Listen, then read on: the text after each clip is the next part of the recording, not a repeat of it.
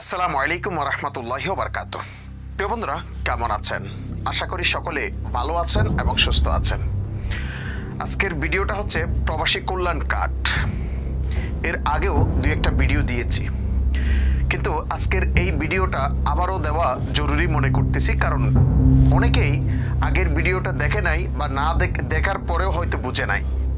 সেজন্য আজকে আবারও এই প্রবাসী কল্যাণ কার্ডের বিষয় নিয়ে আরেকটা ভিডিও করতে যাচ্ছি।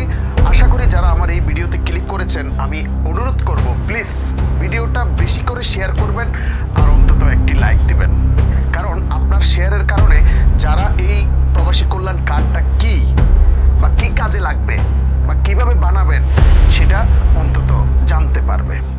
সো প্রিয় বন্ধুরা, শুরু করতেছি আজকের এই ভিডিও প্রবাসী কল্যাণ কার্ডের বিষয় নিয়ে। আপনারা যারা বাহারেনে আছেন, বিশেষ করে আহলি ব্যাংকে প্রথমে আপনাকে এই প্রবাসী কল্যাণ কার্ডটা কে বানাবেন, আমি আবারও বলতেছি, কার কার জন্য দরকার। সবার জন্য দরকার, কিন্তু কাদের জন্য দরকার?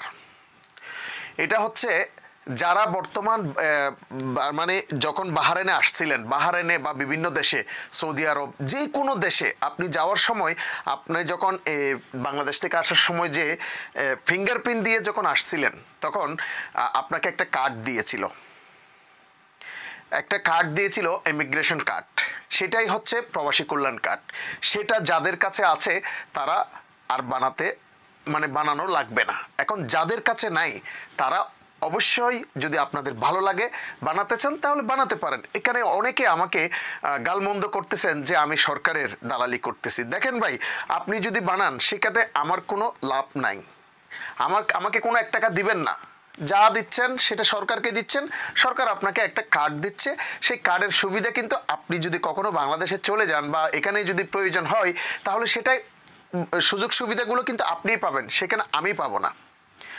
সো যারা বর্তমান বাংলাদেশ থেকে আসার সময় ইমিগ্রেশন কার্ড যেটা পেয়েছিলেন, ওটাই হচ্ছে প্রবাসী কল্যাণ কার্ড, তাদের আর বানানো লাগবে না। ওই কার্ডের কোনো মেয়াদ নাই যে এটার 1 বছর মেয়াদ, 2 বছর মেয়াদ, 2 বছর পরে এটার মেয়াদ শেষ হয়ে যাবে, সেরকম কিছু না। সেটা আজীবন থাকবে, এটা আজীবনের জন্য। এখন কথা হচ্ছে এটা কিভাবে বানাবেন এবং কত টাকা লাগবে, কোথায় যাবেন?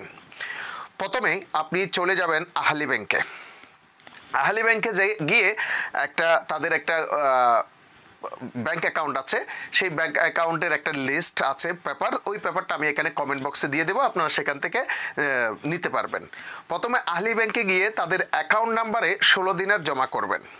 16 দিনার জমা করার পর ওই 16 দিনারের যেই জমা করবেন একটা রিসিট দিবে, সেই রিসিটটা নিয়ে আপনি সাথে পাসপোর্ট কপি এবং 2 কপি পাসপোর্ট সাইজ ছবি, এগুলো নিয়ে আপনি দূতাবাসে যাবেন। দূতাবাসে গিয়ে একটা ফর্ম নেবেন।